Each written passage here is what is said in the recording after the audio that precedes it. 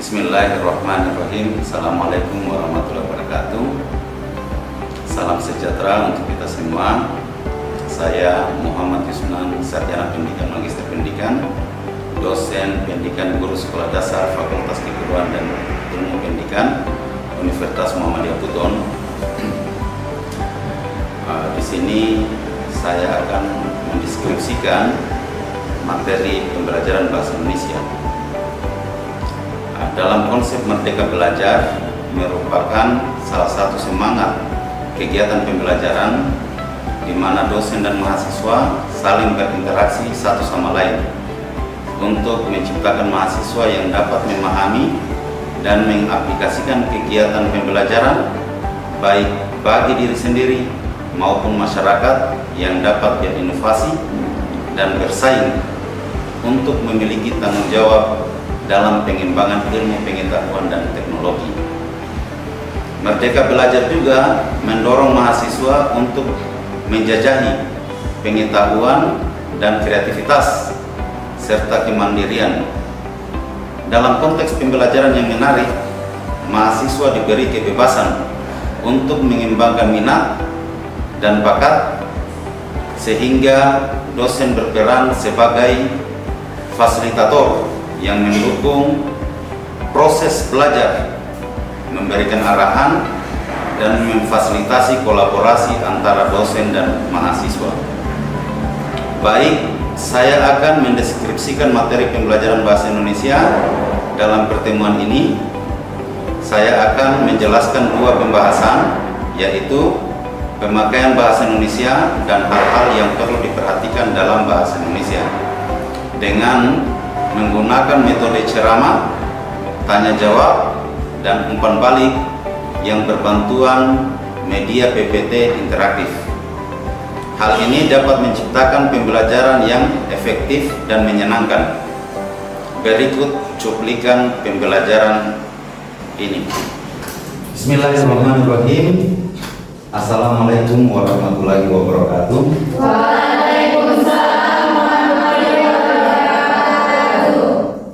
Alhamdulillahirrahmanirrahim.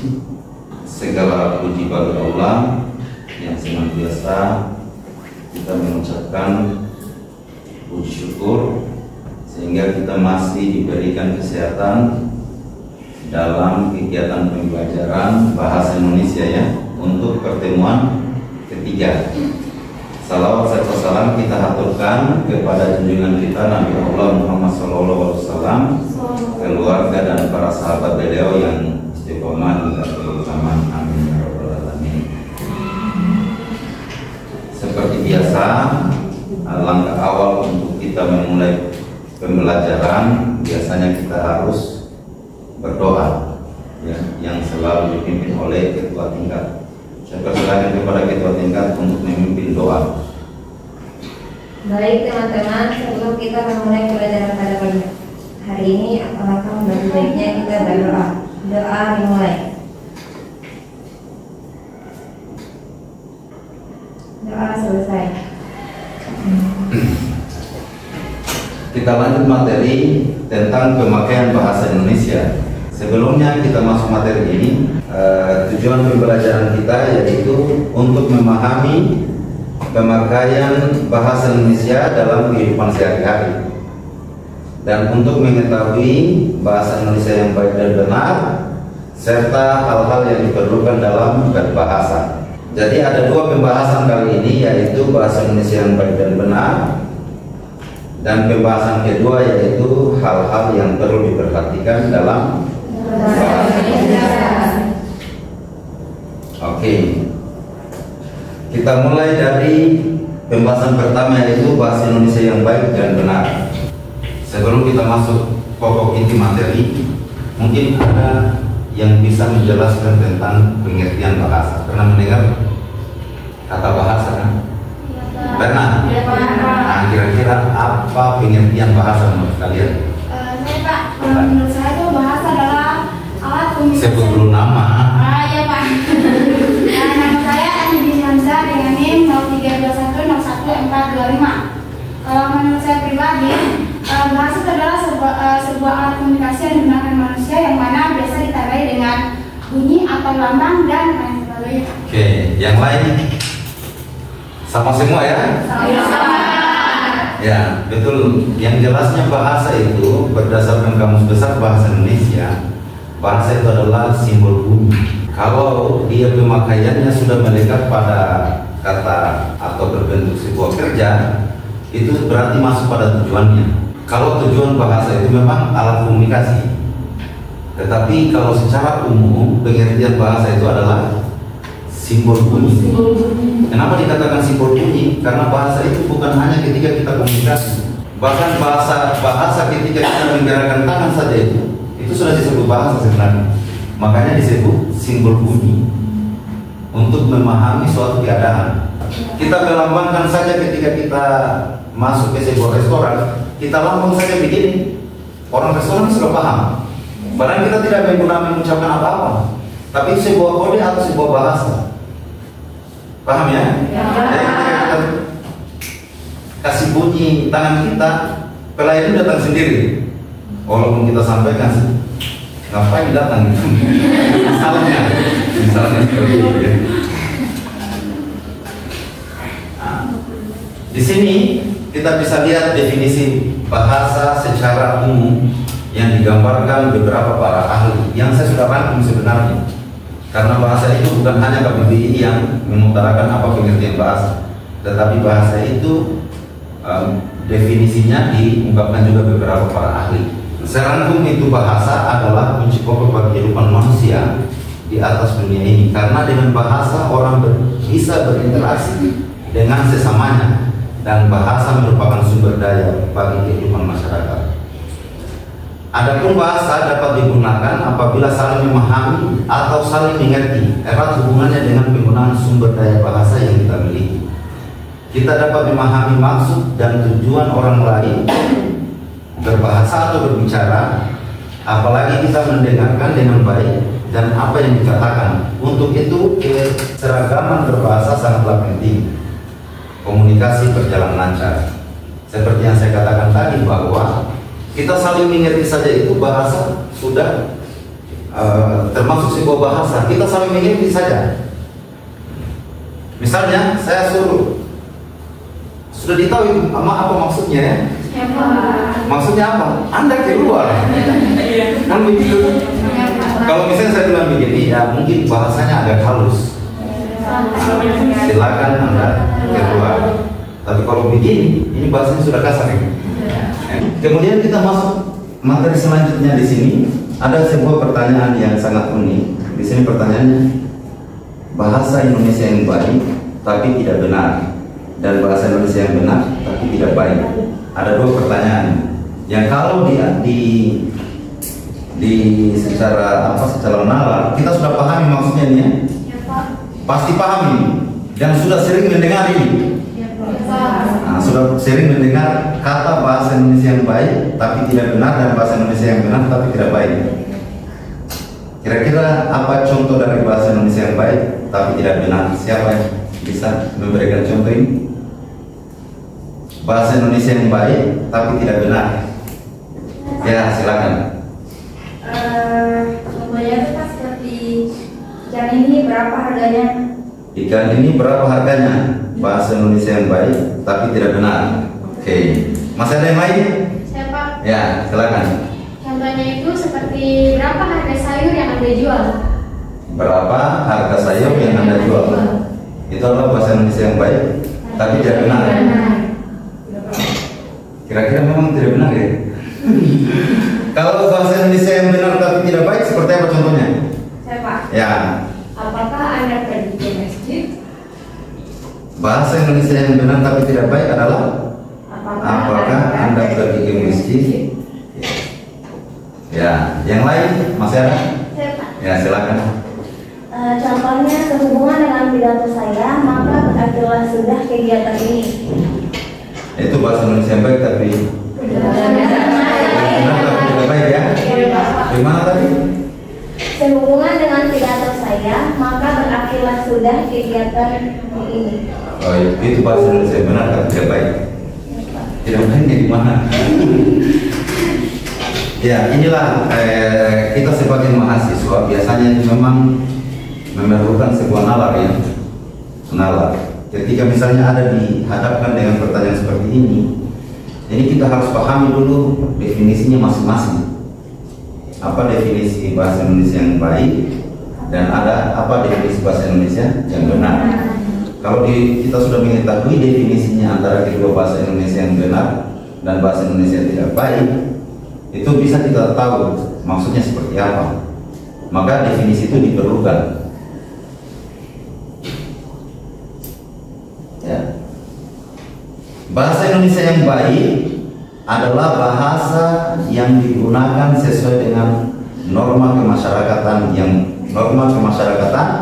yang berlaku. Misalnya dalam situasi santai dan akrab seperti di warung kopi, pasar, di tempat arisan, di lapangan sepak bola, hendaklah digunakan bahasa Indonesia yang tidak terlalu terikat pada patokan. Itu adalah bahasa Indonesia yang baik. Ini gambaran bahasa Indonesia yang baik ini sebenarnya adalah gambaran yang pernah dijelaskan oleh Prof saya, namanya itu Prof Ide. Jadi Prof Ide itu waktu menjelaskan bahasa Indonesia yang baik itu, dia jelaskan bahwa ketika kita menggunakan bahasa Indonesia yang baik itu sama kita menggunakan bahasa Indonesia yang ilmiah. Sekali lagi saya ulangi ya, ketika bahasa Indonesia yang baik itu sama kita menggunakan dengan bahasa ilmiah. Kenapa seperti itu? Karena bahasa Indonesia yang baik ini adalah bahasa Indonesia yang sesuai dengan kondisinya. Bahasa Indonesia yang sesuai dengan kondisinya. Ketika kita berbicara dengan dengan orang di warung kopi, kita harus menggunakan bahasa warung kopi. Ya, yang sama-sama saling mengerti. Kita harus saling mengerti ini, memahami. Kalau Anda di warung kopi kemudian mengatakan berbicara itu terlalu formal, itu secara tidak langsung Anda tidak ilmiah sebenarnya. Karena mungkin Anda terlalu cerdas kemudian berbicara di warung kopi. Misalnya ya, di warung kopi dengan teman-teman Anda rasanya yang ya mungkin berbeda kelas misalnya ya. Kemudian ketika Anda berbicara di situasi saat ini, di zaman liberalisme ini,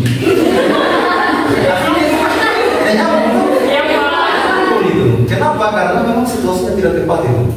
Sama ketika kita berbicara dengan anak kecil. Halo adek tahu tidak sekularisme? Sampai sekarang itu tidak nyambung itu. Kenapa? Karena situasinya tidak. Bahkan kata Prof Ide itu dalam situasi besar pun ketika seminar Anda menjadi pembicara misalnya, Anda menjadi pemateri misalnya, kemudian Anda banyak mengeluarkan kata-kata luar atau kata-kata asing ya, yang diserap dari bahasa asing, kemudian kita menyerap ini. Banyak sekali kata-kata yang tidak dimengerti oleh peserta. Itu sama saja Anda tidak mengedukasi peserta itu, karena mereka tidak mengerti juga. Misalnya, tapi kalau pembicara itu mengetahui situasinya, walaupun dia berhadapan dengan mahasiswa, kemudian mahasiswa itu mengerti misalnya, kita jadi pembicara, itu sudah kita masuk pada kawasan ilmiah. Padahal kata-kata kita yang kita ucapkan ini hanya kata-kata biasa yang sering didengar oleh orang lain. Dan mereka memahami apa yang kita bicarakan. Anda mengetahui kondisi saja, berbicara seperti yang saya katakan tadi, berbicara kepada anak kecil, berbicara di pasar, Anda paham kondisi ini sudah berbahasa ilmiah sebenarnya. Justru kalian bicara dengan anak kecil yang tidak dipahami oleh anak kecil itu, atau justru kalian berbicara dengan pasar yang tidak dipahami oleh orang pasar itu, berarti kalian sudah tidak menggunakan bahasa ilmiah. Paham sampai sini ya? Intinya bahasa Indonesia yang baik itu dalam situasi kondisi dia bisa mengetahui. Kemudian bahasa Indonesia yang benar adalah bahasa Indonesia yang digunakan sesuai dengan aturan atau kaidah bahasa Indonesia yang berlaku. Kaidah bahasa Indonesia meliputi kaidah ejaan, kaidah perhitungan kata, kaidah penyusunan kalimat, kaidah penyusunan paragraf, dan kaidah penataan penalaran. Biasanya dalam bahasa Indonesia yang benar itu dia menyesuaikan dengan ejaan yang disempurnakan. Kalau dulu pakai ejaan yang disempurnakan, kalau sekarang itu semua beralih kepada KBBI, Kamus Besar Bahasa Indonesia. Siapa yang punya KBBI? Ada yang punya KBBI? Kamu besar bahasa Indonesia? Online. Hanya online. Nah, itu bisa memiliki. Ada juga yang begini edisi. Iya. Yang saya dapat edisi 2008 itu tepalnya seperti ini. Saya beli itu harga di Jakarta 500.000. Tahun 2010 saya beli setebal ini. Bayangkan 2010 500.000 sudah ada banyak. Penggunaan bahasa Indonesia yang benar itu dia sesuai pembentukan kata. Ya.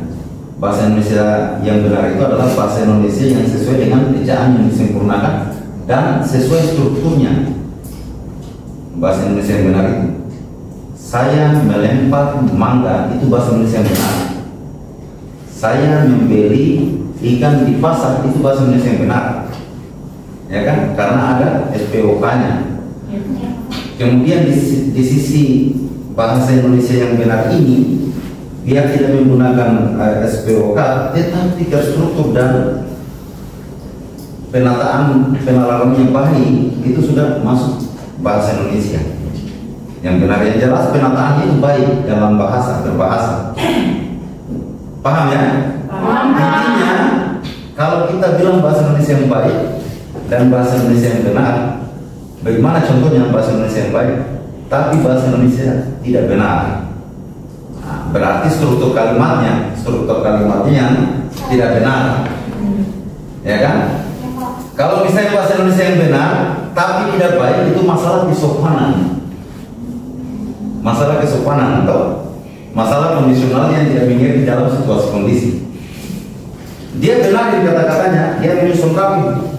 Bahasa Indonesia yang benar ini dia menyusun rapi. Dia menyusun sedemikian rupa, tetapi dia tidak mengetahui kondisinya. Berarti bahasa Indonesia memang tidak baik itu. Benar, tapi memang tidak baik. Misalnya saya kasih contoh. Nah, kamu pergi di suatu tempat harus dengan berjalan kaki sesuai dengan ritme yang ada di lokasi tersebut. Memang itu bahasa Indonesia yang benar, tapi kondisinya tidak baik karena dia kasih tahu anak SD ternyata. Anak SD ini bingung, kan begitu kan? Berarti itu bahasa Indonesia yang benar, tapi memang tidak baik. Kemudian contoh bahasa Indonesia yang baik tapi tidak benar.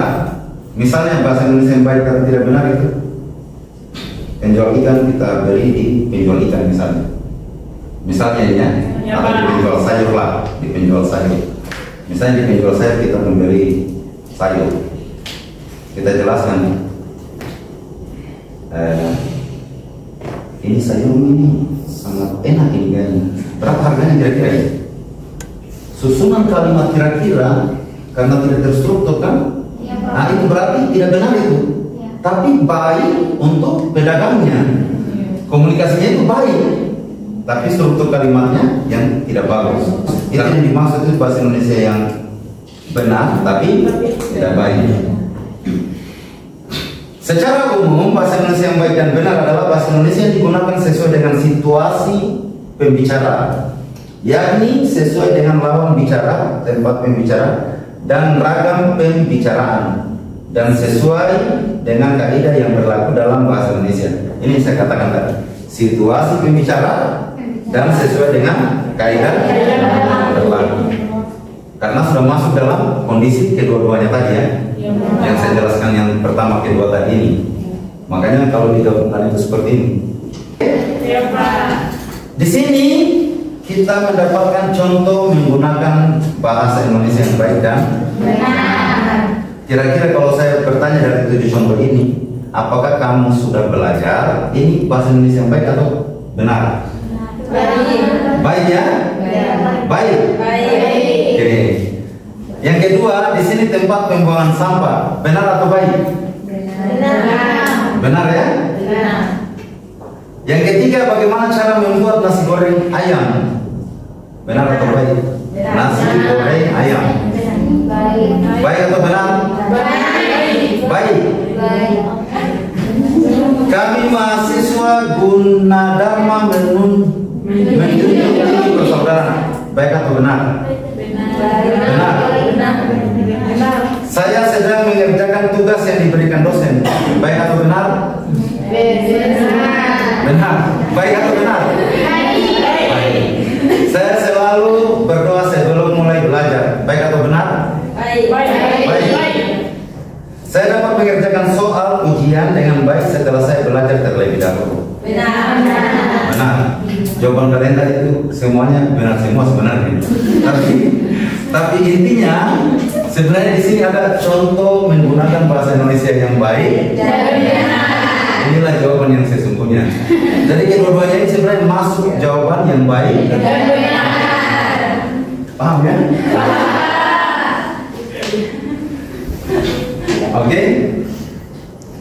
Oke, kita masuk pada bahasa yang kita masuk ke bahasan selanjutnya, yaitu adalah bahasa yang baik dan benar memiliki 4 fungsi. Di sini ada 4 fungsi bahasa Indonesia yang baik dan bahasa Indonesia yang benar memiliki 4 fungsi ya. Fungsi pertama yaitu fungsi pemersatu kebinekaan rumpun dalam bahasa dengan mengatasi batas-batas kedaerahan. Dalam sebuah situasi di daerah, kita cukup bangga dengan pemersatu kebinekaan, yaitu dengan menggunakan bahasa Indonesia. Karena kita ini di setiap daerah saja banyak sekali bahasa-bahasa yang berbeda ya. Bahasa yang berbeda. Fungsi kedua adalah fungsi penandaan kepribadian yang menyatakan identitas bangsa dalam pergaulan dengan bangsa lain. Kalau kepribadian yang menyatakan identitas bangsa itu memang betul. Ketika kita pergi di suatu bangsa atau sebuah negara, kemudian kalau tidak ada identitas kita tidak mempunyai kepribadian khusus di sebuah negara itu. Yang ketiga, fungsi pembawa kewibawaan karena berpendidikan dan jalan belajar. Fungsi keempat yaitu adalah fungsi sebagai kerangka acuan tentang tepat tidaknya atau betul tidaknya pemakaian bahasa. Artinya dalam situasi tertentu kita harus bisa memahami situasi kondisi tertentu ya dalam memakai bahasa Indonesia. Oke, kita masuk pada pembahasan kedua, yaitu hal-hal yang perlu diperhatikan dalam berbahasa Indonesia. Oke, kita masuk pada font. Font itu adalah bunyi, tata bunyi. Fonologi itu adalah ilmu tentang tata bunyi. Fonologi pada umumnya dibagi atas 2 bagian yang meliputi fonetik dan fonetik.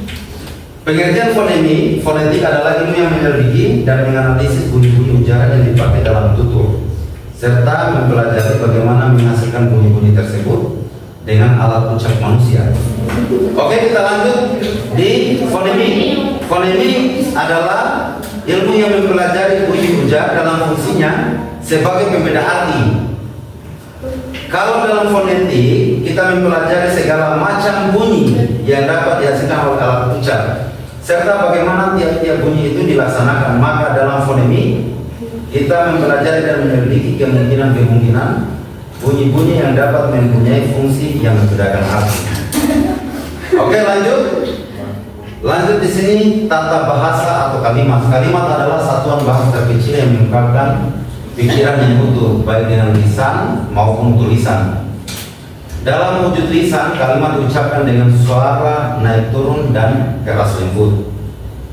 Di sela jeda dan di akhir dengan intonasi akhir. Sedangkan dalam wujud tulisan berhuruf Latin, kalimat dimulai dengan huruf kapital dan diakhiri dengan tanda titik untuk menyatakan kalimat berita atau yang bersifat informatif. Jadi kalimat itu dibagi antara 2 ya, ada kalimat lisan dan ada kalimat tulisan. Kalau kalimat lisan itu dengan suara naik turun dan keras lembut, artinya ada intonasi akhir yang dikeluarkan. Kalau kalimat lisan ada intonasi akhir. Misalnya kalau tidak ada koma itu, kalau bisa saja orang tidak salah artikan kalau tidak ada komanya atau tidak ada jejaknya, atau tidak ada keras lembutnya suara sehingga tidak ada jeda ketika kita keluarkan sebuah bahasa itu. Contohnya misalnya, ada contoh lain? Yang lain? Seperti mama sih ada itu ada semuanya kalau pergi kebun. Ada juga mama saya pergi kebun dari pagi, itu nggak ada ngasih tahu mamanya. Kalau yang dari mamanya, mama saya pergi kebun, mama saya pergi kebun dari pagi. Oh iya, betul. Seperti inilah contohnya.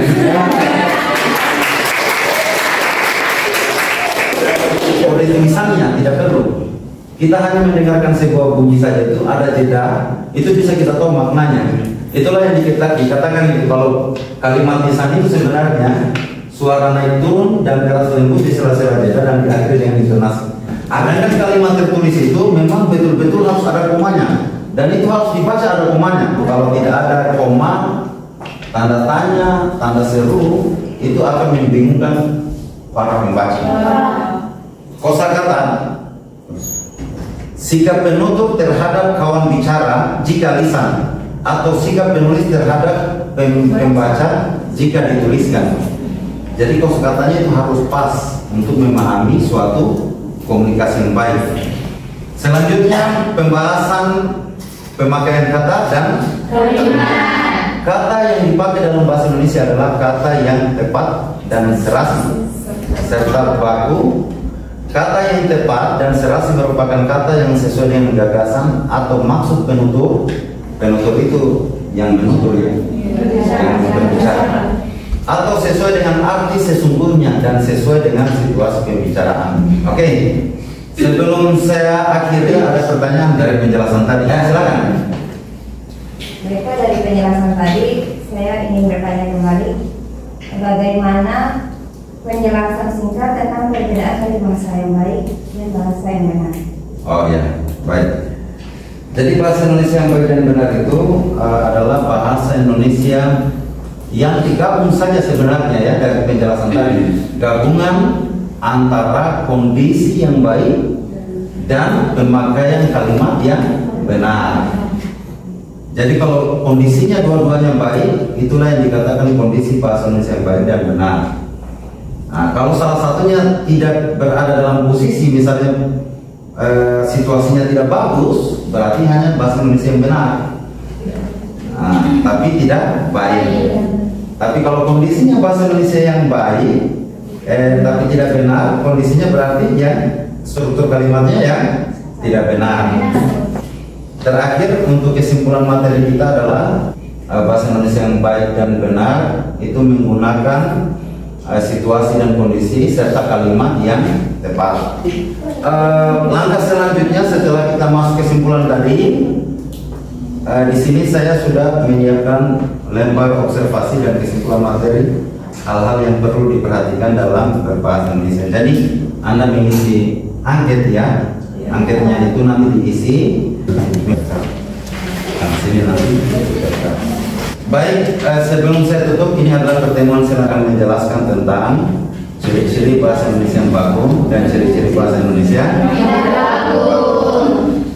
dua materi tadi kita sudah menyelesaikan tentang bahasa Indonesia yang baik dan benar serta hal-hal yang diperhatikan dalam berbahasa Indonesia. Mudah-mudahan ada manfaatnya yang saya sampaikan dan banyak ilmu yang bermanfaat untuk diterapkan di kehidupan masyarakat.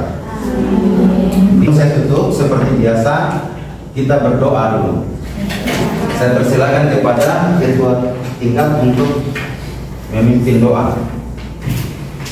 Baiklah teman-teman, agar pembelajaran yang telah kita dapatkan pada hari ini bisa bermanfaat dan bisa kita aplikasikan ke kehidupan kita sehari-hari, maka alangkah lebih baiknya pembelajaran pada hari ini kita tutup dengan berdoa. Doa dimulai.